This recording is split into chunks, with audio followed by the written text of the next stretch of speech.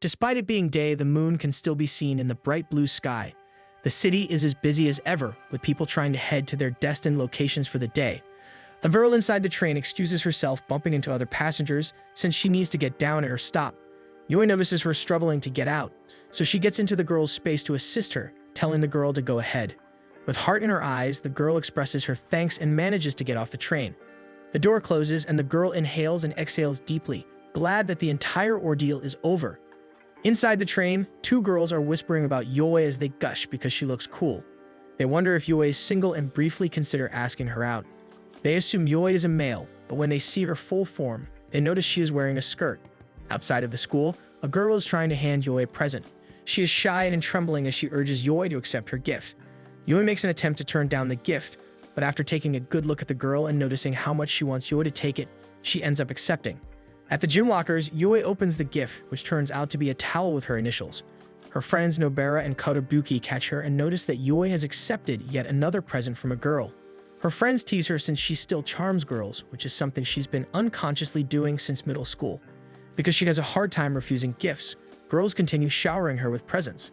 Both of them assume that Yui is enjoying the situation, but in reality, Yui doesn't enjoy the attention. She is tall, slender, with a low tone of voice, and her features have earned her the nickname of Prince in the school. As she walks the halls to head to class, several girls call out to her, calling her Prince.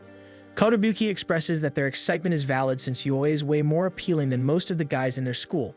She recalls Yui's heroic feat last year during field day, where she helped a girl who fell. Yui carried the girl to the finish line and still placed first. She continues to compliment Yui, saying that Yui is like a hero straight out of a romance novel. Yui wonders about being a hero. Two female students await by the corner to catch a glimpse of Yui. They notice the other girls, so Yui decides to take a detour. Yui walks around, and as she exits a building, spots a handkerchief on the ground. She calls out to the student, personally handing the handkerchief back.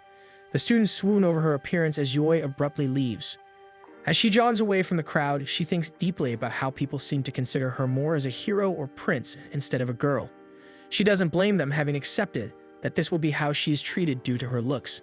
Suddenly, she is shocked when Kohaku jumps from above, landing in front of her. Unable to react in time, Yui ends up on the ground. Kohaku apologizes and asks if she is okay. Kohaku observes her closely and cups her face, remarking how beautiful she looks. He then realizes that Yui might actually be a boy, which disappoints Yui. Yui, taking offense, asks him to get out of the way. Kohaku looks at Yui as she walks away and wonders if he remembers her from somewhere. In her classroom, Yui is lost in thought. Kohaku, mistaking her for a boy, had upset her for some reason. She suddenly notices that the girls in the classroom seem to be excited over something, so she decides to ask her friends what the deal is. Nobara shares that there is another prince in the school. She then adds that there is a rumor that the other prince's dad is a multimillionaire who had brought several women to tears. Yui doubts the validity of the rumors. Yui regards the other prince as none of her concern and goes back to her notes, unaware that Kohaku is looking at her from outside. Their eyes meet, they remember each other from the morning. Kohaku crudely asks if Yui is okay, and everyone kicks up a fuss over how the two princes know each other.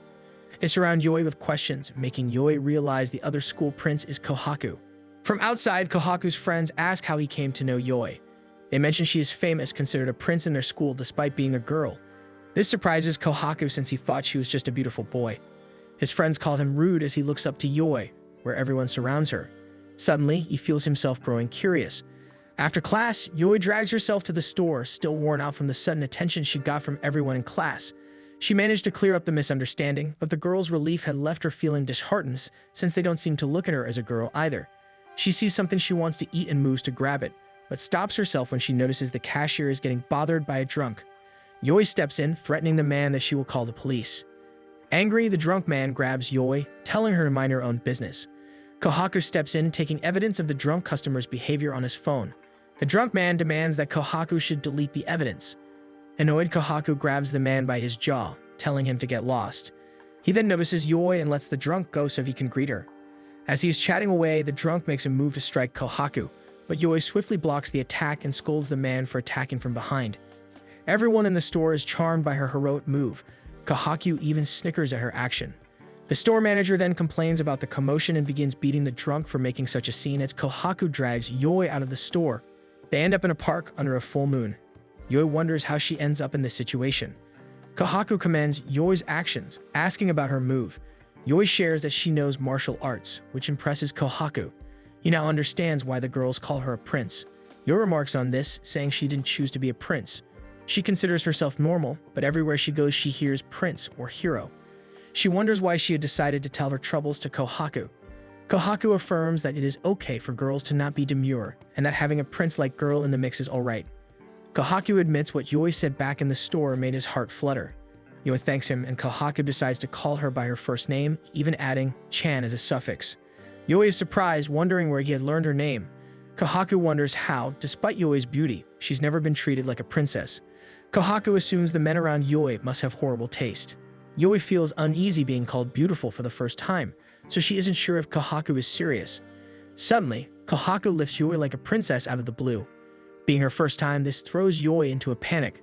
Kohaku assures her that his arms won't be broken and asks if she feels like a heroine now. The wind blows, and under the streetlights, Yoi blushes, much to Kohaku's surprise. Yoi pushes herself off and says she needs to go home, running away. Yoi feels that she is not the type to experience such things and sits down in the middle of the street, overwhelmed with new feelings. She convinces herself that she is fine and that she was only surprised. Back in the park, Kohaku is also confused about the feeling that briefly overcame him, but he only takes a moment to decide he likes it. The next day, Yoi goes to school and manages to maintain a graceful exterior despite actually being embarrassed over her reaction last night. She chides herself for being self-conscious. As she climbs the stairs, Kohaku spots her and calls out to her like old friends. He asks why she had left so suddenly, and she tries to hide her embarrassment by saying she had something urgent to take care of. Yoi asks if it's okay for them to be talking given their reputation. She feels like the school might take their relationship the wrong way. Kohaku bluntly says he doesn't care and the school can go ahead and make assumptions. He then starts going down the steps to meet her, admitting he has taken interest in her. Yoi takes it as a prank, asking if someone is hiding or filming in secret. Kohaku assures her that is not the case and has trouble explaining what he feels since he is sure it isn't exactly love that he's feeling. Suddenly, he gets an idea on how to explain his sudden fixation on her and says that he wants to keep watching her forever, describing the feeling like how someone would like to see something beautiful every day. He also admits that he does not want to take his eyes off her. Something Yoi says is what a stalker would do.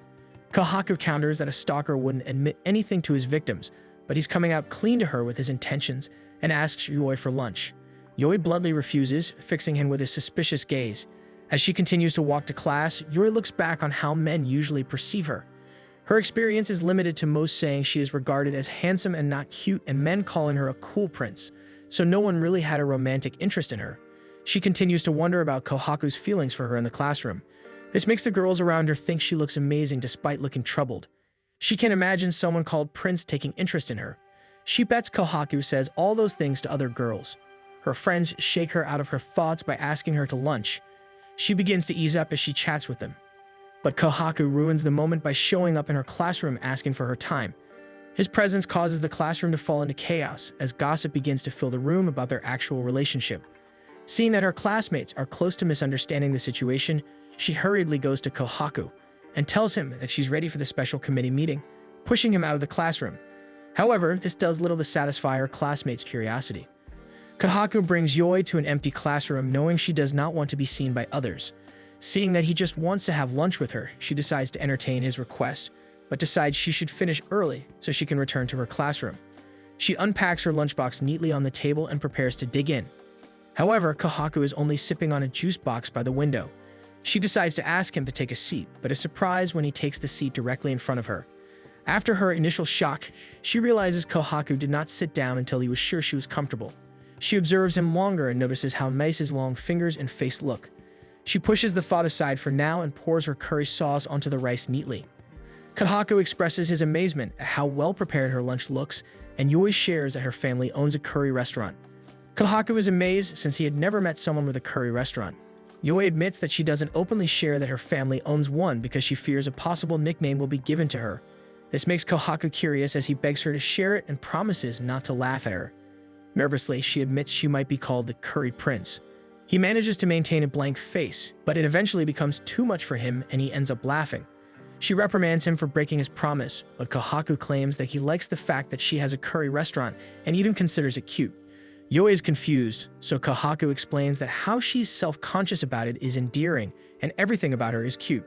Yoi fixes him with a strict stare, asking him to stop because she doesn't know how to respond. To her shock, he says that it's good. He grabs her tie and admits that he likes her expressions and hopes that Yoi will show him more. Yoi is shocked, since this is the first time a guy had ever hit on her. Sentaro calls out to Kohaku from outside the classroom. Sentaro opens the door, finding Kohaku inside. He doesn't see Yoi because she had decided to keep herself hidden behind the curtains. Yoi is thankful for the interruption because she thought she was going to combust with Kohaku's flirting earlier. When Kohaku asks what's up, Sentaro asks about the cute senior Kohaku was supposed to hang out with. Apparently, Kohaku didn't reply to her messages. Yoi remembers Kohaku's reputation of being a player, which makes her snap back into her senses.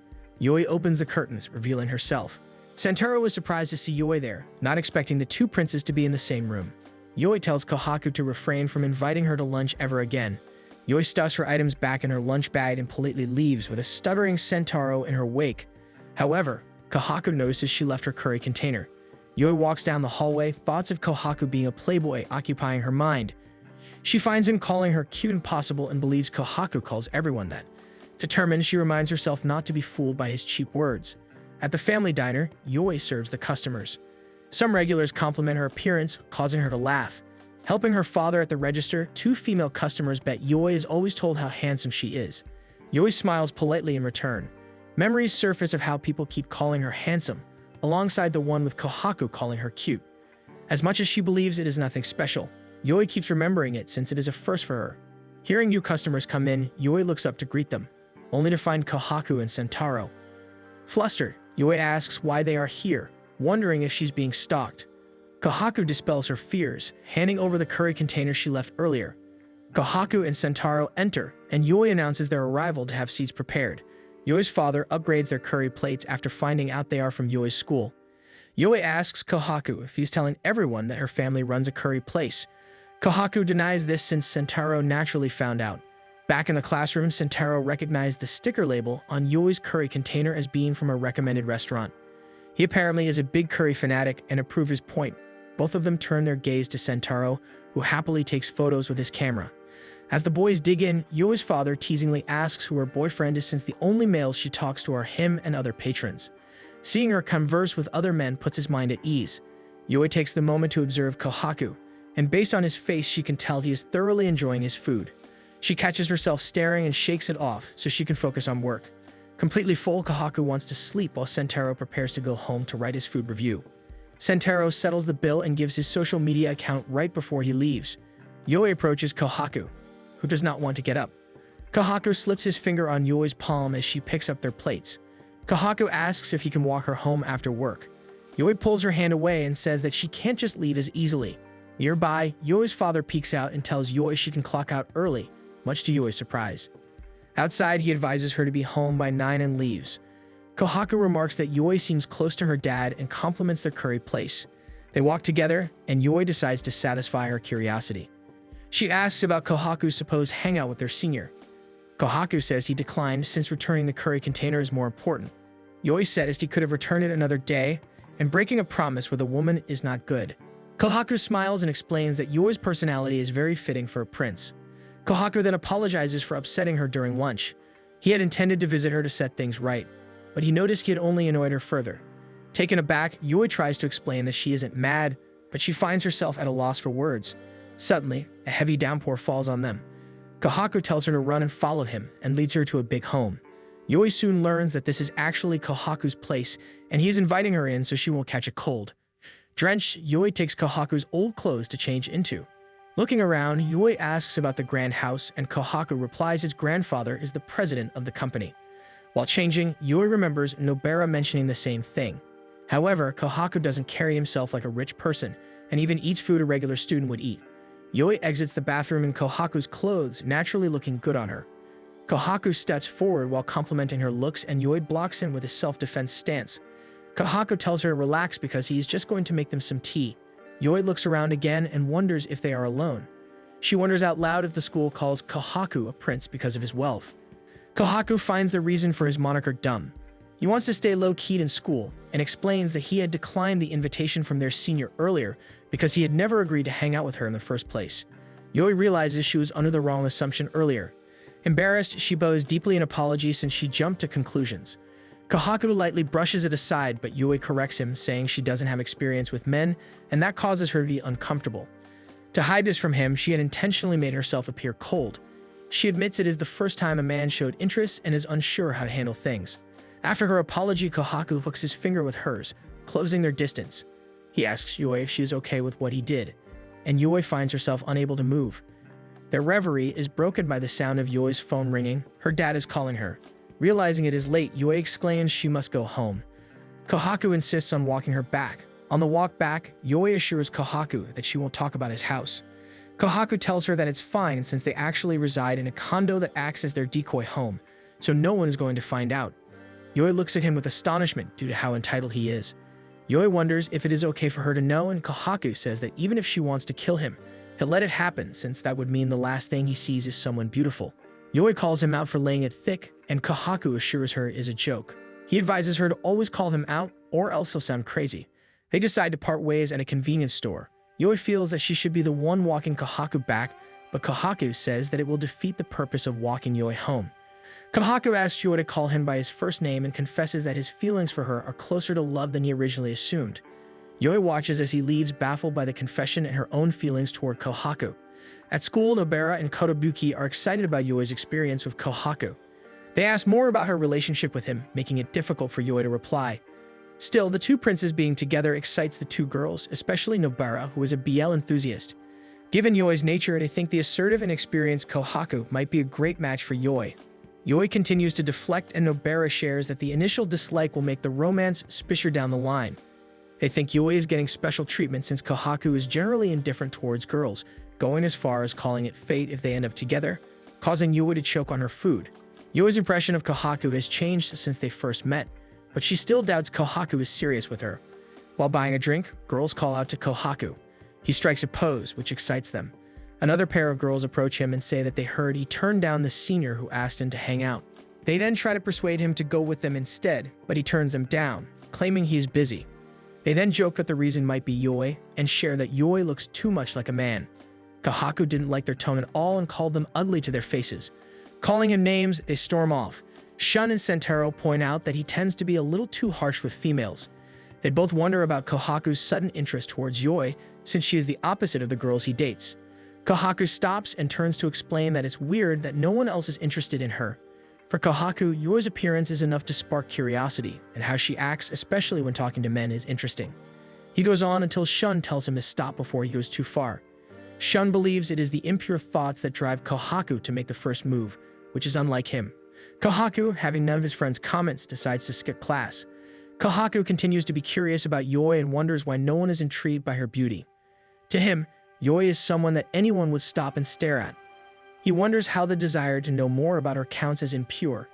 Yui suddenly feels a chill, which worries her friends, so she decides to go to the nurse's office to get medicine. When she's a distance away from her friends, she halts her steps because she feels that her fever is getting to her. She feels it's probably from getting drenched in the rain. She opens the door to the nurse's office, only to find Kohaku inside.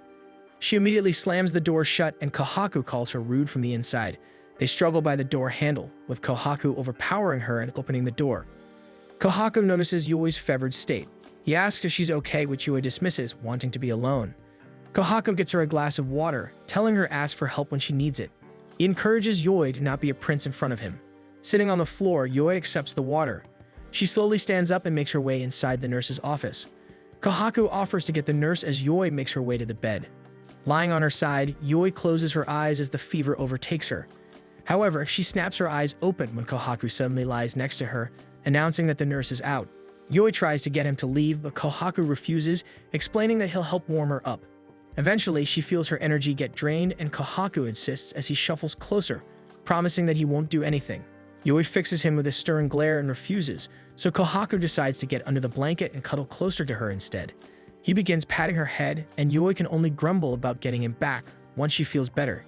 He chides her for not just staying home, but Yui doesn't want to tarnish her record for never being absent. As they continue to talk, Yui feels herself slowly getting comfortable in the position. Kohaku notices and describes that hugging him feels like hugging a cat, and Yui can honestly agree that it does feel that way. They end up sleeping till the end of school, and Kohaku insists that he walk her home. When he leaves to get his things, she notices that her bag is by the bedside table with a note. The note is from her friends who had gone to check on her. and seeing that she was asleep with Kohaku, they had decided to leave her things but also write how she looked cute with Kohaku. Yui wonders what she is even doing with him. They eventually leave school grounds and Kohaku tries to invite her to eat, but Yui insists on heading straight home. She suddenly feels like she's getting used to walking home with him, then Kohaku takes her by surprise by admitting that Yui is comfortable to sleep with. Yui feels uncomfortable with the declaration, but Kohaku insists it's an essential part of finding a soulmate, which makes her think about her conversation with her friends. Curious, Yui asks Kohaku's idea on fate, to which he invites her to test if they are fated for each other by dating. He is about to take his offer back and play it off as a joke, but Yui surprises him by accepting. Yui expects Kohaku to take her suggestion as a joke, but as she observes him, he seems to be seriously considering it. Kohaku then asks how far they plan to go with the experiment, explaining that if they don't go that far, then it would be no different than just being friends. Yui is shocked, only then realizing that she suggested something she isn't actually ready for. Flustered, she asks Kohaku to give her some time to rethink her suggestion. Completely embarrassed and confused by the situation she put herself in, Yui turns and runs off in a different direction. The next day, she tells her friends about the experiment she suggested to Kohaku. She regrets her words because she had honestly thought he would just take it as a joke. She feels frustrated with herself because she always seems to play right into his hands. This time, she had wanted to turn the tables by making the first move. Instead of making Kohaku flustered, however, she ended up being the one completely thrown off. While thinking about how she somehow ended up in a situation that looked like she was dating him, her friends notice how girly she suddenly seems. They tease her about the change, but also reassure her that the situation isn't a bad thing, even suggesting that maybe it's something meant to be. As Yui mulls over the idea of fate, she suddenly hears a commotion among the girls. To her horror, Kohaku appears by the open classroom window and casually asks to talk to her. She overhears her classmates immediately starting to make assumptions. With a menacing aura, Yui stands up, making it clear that she intends to have a serious conversation. Out in the courtyard, she tells Kohaku to stop visiting her classroom and questions why he brought extra people with him. His friends, Sentaro and Shun, introduce themselves, while Yui calls out her own friends, who were eavesdropping behind the bushes. Kohaku approaches the girls and they introduce themselves. He pats both of them on the shoulder, claiming he's already memorized them, only to get their names wrong. Finally getting back to the point, Kohaku asks Yui if she's thought about the idea of them dating, immediately sending their friends into a frenzy. Yui admits that she did think about it and pulls out a contract she prepared, surprising everyone as she begins to read it aloud. It seems that Yui is agreeing to the relationship, but the number of off-limits rules she sets makes the arrangement feel stiff. The boys ask her friends if Yui is always this strict, and the girls admit that she is. After Yui finishes reading the contract, Kohaku asks why she didn't simply take back her words. With confidence, Yui answers that she hates giving up, a response that makes Kohaku fall for her just a little more. Smiling, he offers his hand to seal the deal, and the two shake on it. Their friends are left stunned as the scene looks less like the start of a relationship and more like the beginning of a battle. When the bell rings, the group prepares to head back to class. However, Kohaku suddenly pulls Yui aside, saying he has something he wants to discuss with her. Their friends leave without much resistance, only for Kohaku to admit that he actually has nothing important to talk about. He simply wanted to spend a little extra time alone with Yui. Yui tries to pull away from his hold, pointing out a clause in their contract regarding skinship, but Kohaku easily counters that he's only touching her in a platonic way. Feeling unsettled, Yui remarks that she's noticed Kohaku seems to be the possessive type. Kohaku is taken aback and slowly releases his grip on her. Yui's comment is making him realize that he may be acting out of character. He concludes that it's probably because this is the first time he's genuinely wanted someone. When Yui asks him to explain further, he conveniently claims to have forgotten what he just said. Seeing no point in pressing the issue, Yui asks for his contact information.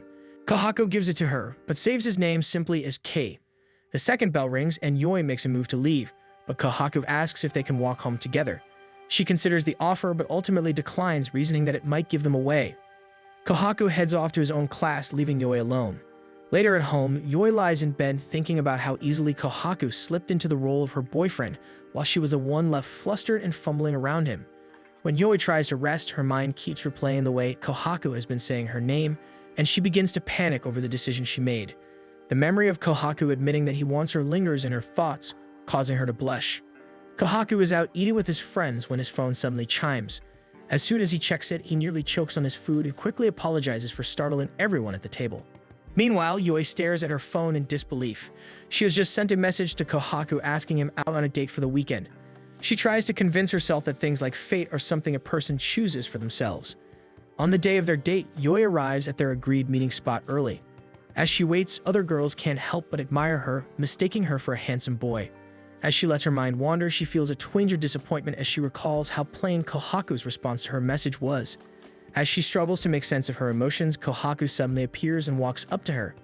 He admits that he knew she would arrive early, so he hurried as well. That's when he notices that Yui is wearing her school uniform. Yui explains that she had something to do at school before meeting him, refusing to admit she couldn't decide what to wear. When Kohaku asks about her plans for the day, Yui honestly admits that she doesn't have any and thought they could just watch a movie. Instead, Kohaku suggests they go shopping for clothes. Yui tries to decline, but Kohaku admits that he wants to see her in different outfits. Feeling irritated, she insists that they should just go to the movies, but Kohaku grabs her arm and drags her along to go shopping. At the clothing store, the sales lady is visibly impressed by how good Yui looks in her new clothes. Yui checks herself in the mirror, surprised by the kind of shop Kohaku brought her to. Moments later, Kohaku steps out as well, and even Yui finds herself impressed by how stylish and handsome he looks. Kohaku notices her and her new outfit. He eagerly tries to coax her to face him so he can get a better look at her. When Yui tries to dig for an explanation, Kohaku explains that he wanted to try matching with her today. He casually plucks her glasses off and pulls her closer, trying to make her look at the mirror as he tells her that they actually look good together. He then pulls away with a smile, apologizing for touching her shoulder. Yui is left even more confused. Normally, a guy would take a girl to buy cuter clothes, and if he wanted to match, they should have bought couple outfits instead. She looks at herself and notes that what she's wearing doesn't really feel like something meant for a date. She also becomes aware of how strange her shoulder feels where his hand had been. They leave the store in their original clothes, which disappoints Kohaku a little since Yui decided not to buy anything. A traditional Japanese sweets shop catches Yui's attention, and Kohaku notices. He suggests that they go inside and buy some treats. Once inside, Yui marvels at all the sweets as she carefully decides what to get. They end up sitting on a bench at the park with sweet rice dumplings and round rice cakes. They each take a bite of their chosen sweets and are immediately pleased with the flavor. Yui excitedly begins explaining how delicious her round rice cake is, saying that its smooth texture is what makes it so good. Kohaku admits that he has trouble relating, as he's never really paid much attention to how texture affects flavor. This only makes Yui grow more passionate as she continues explaining. Kohaku bluntly remarks that she must have a sweet tooth, but Yui quickly denies it. When he asks what her favorite snacks are, she starts listing various sweet foods, even admitting that she likes her toast with butter and condensed milk. This only confirms Kohaku's point. He breaks into a soft chuckle, amused by the fact that Yui doesn't seem aware of it herself. Yui, meanwhile, is caught off guard by how beautiful his face looks when he smiles. Something inside her warms, and she realizes she's happy. Later on, they decide to try one more place, and Kohaku brings her to an amusement park. He immediately heads for the ticket counter, surprising Yui with how naturally he thought of bringing her somewhere like this. They ride a cable car, and Kohaku shares that he likes how scenic amusement parks are in the evening. Yui replies that she understands how he feels, explaining that she prefers the taste of ice cream during the winter. Kohaku smiles, amused as her love for sweets shows again, and tells Yui that people often don't know themselves as well. Yui asks if Kohaku's dates are usually like this, and he admits that this is actually the first time he's done things the way they did today. He explains that when he goes out with girls, he usually just does whatever his date wants because he doesn't have much interest in anything. Kohaku even admits that today was the first time he tried on clothes in a store, since he normally just wears whatever people give him. He then thanks Yui for the date, saying it's the first time he's genuinely had fun on one. Yui finds herself mesmerized by how beautiful Kohaku looks, especially with the lights outlining him and making him appear almost ethereal. She hesitantly admits that she felt a little disappointed by how he replied to her message the night before, saying it sounded dismissive and made her feel like a burden. Kohaku looks surprised, realizing that he had hurt her. He explains that he was actually excited and responded right away, since he usually just leaves messages on read. Hearing his explanation, Yui feels heat creep up her cheeks. When the ride ends, Kohaku suggests that they head home, and the two begin walking together. Yui wonders if this really marks the end of their date, feeling as though it ended on a low note. To her surprise, Kohaku suggests that they eat before going home. They overhear people talking about a dumpling place, and Yui admits that dumplings sound good. Kohaku suggests following them. He smiles, thinking that ending a date with dumplings feels unique. However, Yui suddenly gets called in to report to work because the restaurant is understaffed. She apologizes, and they decide to head to the curry restaurant. Yui is about to invite Kohaku to dinner when her father notices them. Her father recognizes Kohaku, and Kohaku casually admits that they're dating now. Her father becomes excited and asks Kohaku what made him fall for Yui. Kohaku answers honestly, saying it's her looks and that he wants the chance to see her every day. This response somehow irritates Yoi, and she slams the door behind her as she enters the curry restaurant. The next day, she talks about her date with her friends, admitting that she actually had fun, which surprises even herself. Realizing what she just confessed, Yoi decides not to lie about her feelings and repeats that she truly enjoyed spending time with Kohaku. Still, she feels uncertain about whether what they have can be called love, especially since Kohaku admitted that his attraction started with her face. She spots Kohaku outside the window, where he gestures to greet her, but she responds by pulling the curtains closed. Kohaku looks troubled by her reaction. Later, as Yoi walks to class with her friends, he pulls her aside to an empty classroom, immediately asking what he did to upset her.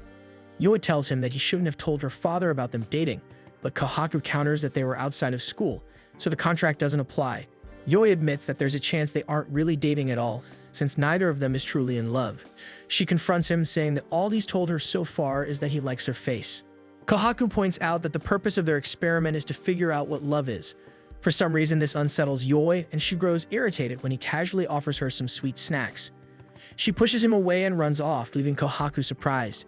However, Kohaku is more intrigued by the expression she just made than by her reaction itself. Yoi tries to pinpoint when she began caring about Kohaku this much. She wonders if it started during yesterday's date, or perhaps in the moment they shared at the nurse's office. Regardless, she comes to the realization that she now genuinely wants Kohaku to fall in love with her. Later, in one of his friend's rooms, Shun notices the sweets in Kohaku's bag and finds it strange, since Kohaku doesn't usually carry snacks around. After learning that Kohaku no longer needs them, Shun decides to take the sweets for himself. He then asks Kohaku why he's interested in Yoi. Kohaku disappoints him at first by saying that he's mainly attracted to Yoi's face. Still, he admits that he doesn't fully understand his own feelings either, but he's noticed that he can't seem to look away whenever he sees her. Thinking about it further, Kohaku adds that even if Yoi were a boy, he believes he would feel the same way. As Kohaku calls himself a Yoi enthusiast, Sentaro suggests that what he's experiencing might actually be love at first sight. Kohaku considers this possibility and asks his friends whether he's always gushing about Yoi. Shun clarifies that it's not that he gushes. They feel ignored more often whenever Yoi is involved. Sentaro adds that Yoi is very different from the girls Kohaku usually dates, which makes him think Kohaku may actually be seriously in love. When Kohaku asks if they're certain about that, both friends admit they don't have much experience with love themselves, but they believe Kohaku will figure it out in time. Meanwhile, in her room, Yoi agonizes over her earlier outburst toward Kohaku, realizing how pathetic she must have sounded. She worries that he might think poorly of her now and wonders if she should have acted cuter instead, since she is female and his girlfriend. In the end, she resolves that she will apologize to him properly tomorrow. The next day, Yoi goes through her classes as usual, though something feels slightly off. By the time lunch arrives, she realizes that Kohaku hasn't come to pester her at all that day, and for some reason that bothers her. Her friends notice the annoyed expression on her face and tease her about it. Meanwhile, Kohaku is having lunch in his own classroom, which surprises his friends. More students begin crowding around him, urging him to hang out with them since he rarely eats with others. However, Kohaku is unwilling to move, claiming his leg is feeling off. Suddenly, someone tells Kohaku that Yoi is waiting to seek him at the door. The moment he spots her, he immediately stands up to meet her. His friends give him strange looks because he had been complaining about his leg hurting just moments earlier. When Kohaku reaches Yoi, he doesn't even try to hide the eagerness in his voice as he greets her. Yoi suddenly feels nervous, aware that everyone in the room is watching them. Noticing her discomfort, Kohaku pulls Yoi to a quieter, empty area of the school so they can talk privately. Yoi admits that she had been wondering whether what she said the day before had upset him.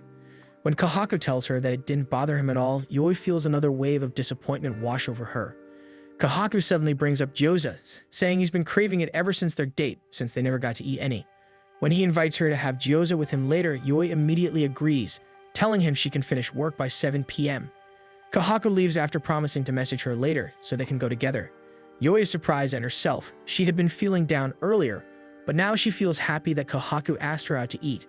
Later that evening, Kohaku brings her to a nearby gyoza restaurant and even recommends which dish she should try, since he frequents the restaurant. After they place their order, Yoi admits that she's a little nervous because she doesn't eat out very often. Kohaku shares that he eats at restaurants frequently since he doesn't know how to cook at all, even mentioning that he can never boil rice properly. This reminds Yoi that she recently learned he lives on his own. She was about to ask him more about it when Shun and Sentaro suddenly spot them and greet them as they walk into the restaurant. They immediately start teasing Kohaku, then ask if they can join them, since Sentaro had been hoping for a chance to talk to Yoi. Kohaku refuses, which surprises Yoi. As Shun drags Sentaro away, Yoi is still trying to sort out her feelings about what Kohaku said. Then Shun calls out to her and apologizes for eating the snacks Kohaku had bought for her. Yoi is surprised all over again upon realizing that Kohaku had bought something for her, while Kohaku looks annoyed at his friends for meddling. Soon after, their food is served and Yoi's eyes light up at the spread before her. Still, she can't help but feel self-conscious under Shun and Sentaro's lingering gazes. Noticing this, Kohaku decides to sit closer beside her, effectively blocking his friend's view of her.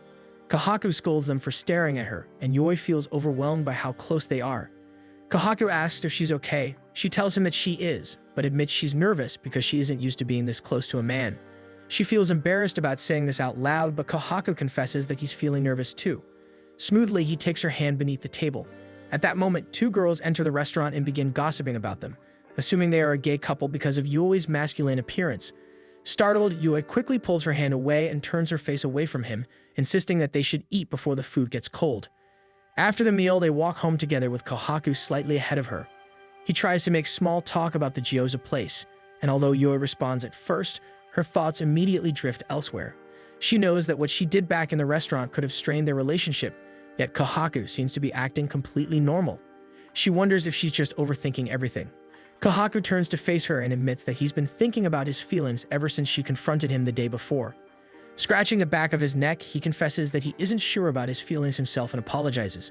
Yoi refuses to look at him, a frown forming on her face as she feels a quiet sense of disappointment at his answer. Suddenly, Kohaku steps closer to her and asks if he can do something. He leans in until their lips are almost touching. To his surprise, Yoi doesn't pull away. Hovering close to her lips, he asks again if she's really sure. It finally registers in Yoi's mind what is happening, so she pushes him back and quickly covers her mouth. Kohaku misreads this and assumes she's worried about his breath after eating gyoza. Still recovering from what she almost let happen, Yoi accepts the piece of gum Kohaku offers her. He then holds out his hand, suggesting they walk the rest of the way home together, admitting that he enjoyed holding her hand earlier at the restaurant. To hide how she really feels, Yoi pretends to be annoyed, reminding him that they agreed not to do overly romantic things during their experiment. Kohaku points out that she seemed ready to let him kiss her just now, which makes Yoi snap back that she was only frozen in shock. She then complains that it makes no sense for him to hold her hand when he isn't even sure about his feelings for her. Kohaku explains that he wants to test and understand his emotions by doing different things with her, since this is his first platonic relationship. Yoi thinks back on everything they've done together so far and realizes that none of it has ever felt platonic to her. He wipes his hand and tries again, promising that he won't push her if she turns him down this time. Instead of outright refusing, Yoi voices her worry about being mistaken for two men dating again. Kohaku responds by gently grabbing her wrist and telling her that he doesn't really care what other people think. They begin walking home hand in hand. Yoi notices how warm Kohaku's hand feels and starts wondering if the rest of him feels the same. Later, while taking a bath, Yoi reflects on her feelings for Kohaku. She used to hate him, but now she finds herself slowly growing fond of his presence. Still, she is certain of one thing. She wants Kohaku to fall in love with her and openly admit it. She knows this desire is selfish and self-serving, but it's what she truly wants. When she finally steps out of the bath, her sister notices her. Her sister tries to talk to her, but Yoi is too lost in thought, wondering whether or not she should message Kohaku. She hears her sister ask if she has a boyfriend, which causes Yoi to drop her phone. She quickly corrects her, insisting that she and Kohaku aren't official yet. Yoi's sister gives her a knowing smile and remarks that she could tell something was different, noting how Yoi has been acting lately. She also points out that Yoi's expression has become much softer. Yoi reflects on this and realizes that her friends had noticed the same thing. Her sister leans in closer and asks what kind of person Kohaku is. Yoi explains the basics, mentioning that he is a year older than her. She adds that he also shares the same nickname as the school's prince. Her sister is surprised that there is a boy with that title and wonders if Kohaku must be a gentleman. She concludes that a well-mannered prince would be a good match for Yoi, and that his taste in girls must be excellent. Yoi doesn't say it aloud, but she doesn't really see Kohaku as prince-like at all.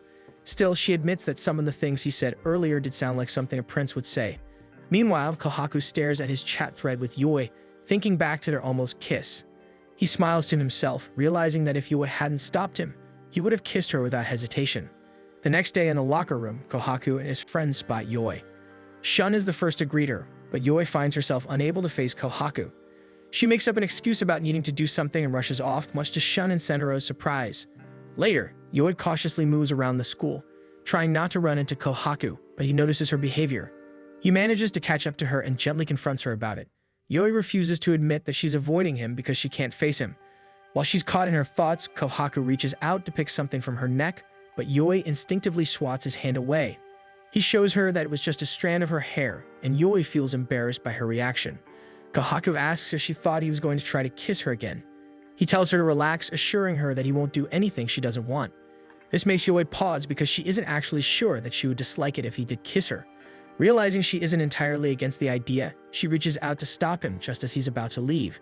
She looks like she's about to confess something, but they suddenly hear her friends calling for her. She quickly excuses herself and runs toward them. When she reaches Kotobuki, she collapses into her arms, making her friends worry that she might be sick. Yui agonizes over her own feelings. She has never felt this overwhelming surge of hope before, and it unsettles her since she doesn't want to fall in love with him. Meanwhile, Kohaku is equally shaken. His heart had raced the moment Yui reached out to him with that hopeful look. He tries his best to compose himself, amazed that Yui can stir such a reaction from him. Later that evening, a student named Takudo calls Yui's diner to inquire about the part-time position. During their PE basketball class, Yui impresses all the girls with her skills. Her friends walk from the sidelines, joking that her princely powers have fully activated. Throughout the day, they can't help but notice that Yui seems even more perfect in her prince role than usual, to the point that they feel something must be going on. At lunch, while Yui is lining up to get a drink, her friends decide to ask if something is wrong. Yui is confused at first, but then overhears another student mention gyoza. The word immediately reminds her of her near kiss with Kohaku, and she quickly excuses herself. Her friends are now convinced that something definitely happened. She ends up in the courtyard where she notices some girls struggling to retrieve a shovelcock. Yui effortlessly reaches up to get it for them. This princely act draws the attention of nearby students who begin gossiping about her, especially her male-like appearance. For a moment, Yui feels a familiar sense of normalcy return, but when she overhears girls talking about Kohaku, she immediately starts blushing again, painfully aware that something inside her has truly changed since meeting him. She starts lightly hitting her own head, trying to shake the thoughts away, and even wishes she could erase the memories from his mind as well. Meanwhile, Kohaku is having lunch on the rooftop with his friends. They wonder aloud why he hasn't gone to bother Yui and speculate that he must have done something to upset her again. Kohaku acknowledges their question but admits he isn't sure if he actually upset her or not. He recalls their last meeting and can't help but wonder what might have happened if they hadn't been interrupted. He realizes that this is the first time someone has occupied his thoughts for this long. He reflects that dating used to feel much simpler in the past, even when it ended in heartbreak. He would move on quickly or lose interest just as fast, simply finding someone else to entertain him.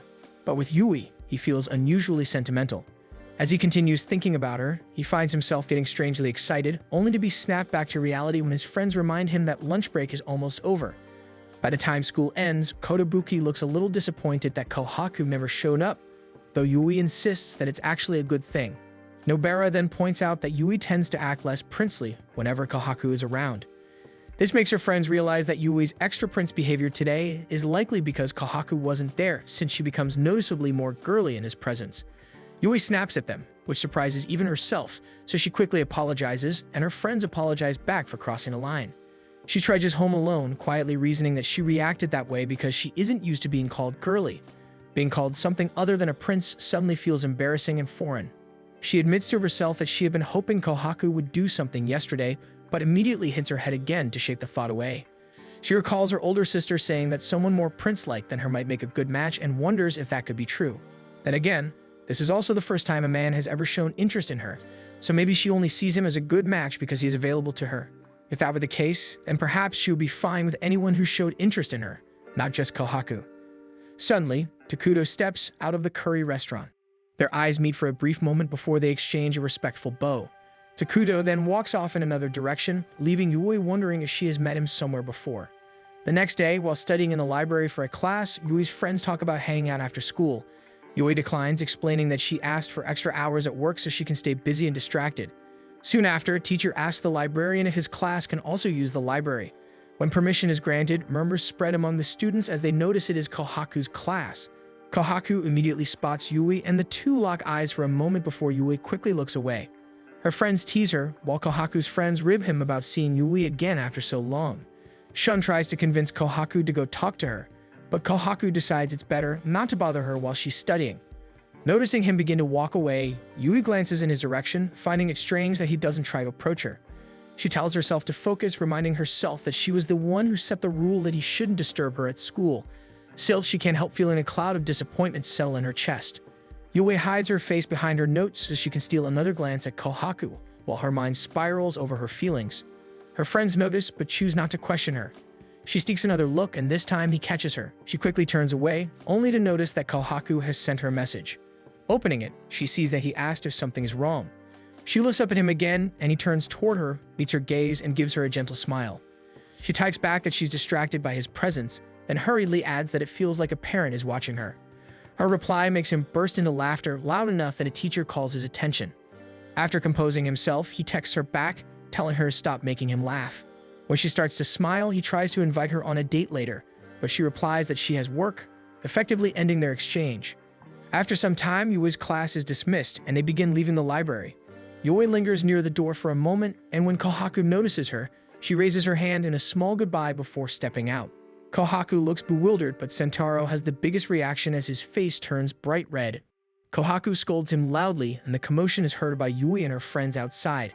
Yui turns back just in time to catch Kohaku smiling before silently mouthing to her that they'll go out another time. Yui is stunned as warmth spreads across her chest, and she quietly admits to herself that she likes Kohaku's sweet smile. After school, during her commute home, Yui checks her message thread with Kohaku. He hasn't contacted her since the library. She remembers him saying that he isn't much of a planner, which makes her wonder where he even intended to take her. Her thoughts keep drifting back to Kohaku when she suddenly notices a girl a short distance away who looks visibly troubled. Yui is about to approach her, but a man beats her to it. Impressed that he noticed, she looks more closely and realizes it's Takuto, the same person who left her family's curry restaurant the other day. When Yui gets off the train, Takuto happens to disembark at the same station. Even more suspiciously, she realizes he's heading toward her family's restaurant again. As he opens the door, Yui's father is the first to greet him, but he's surprised when he sees Yui standing right behind Takuto. Takuto looks back and sees Yui looking panicked about the situation as she slowly offers a greeting. After things settle, Yui's father apologizes for delaying the introduction and formally introduces the two of them, explaining that Takuto is the new part-timer at the restaurant. Both Yui and her father are momentarily struck by Takuto's presence when he bows politely in greeting. Work begins, and Takuto easily charms the customers as he moves through the floor. The regulars teasingly remark that Yui's father must be starting an idol agency since he now has two handsome servers working for him. They also note that Takuto seems to live up to his last name, which means prince in Japanese.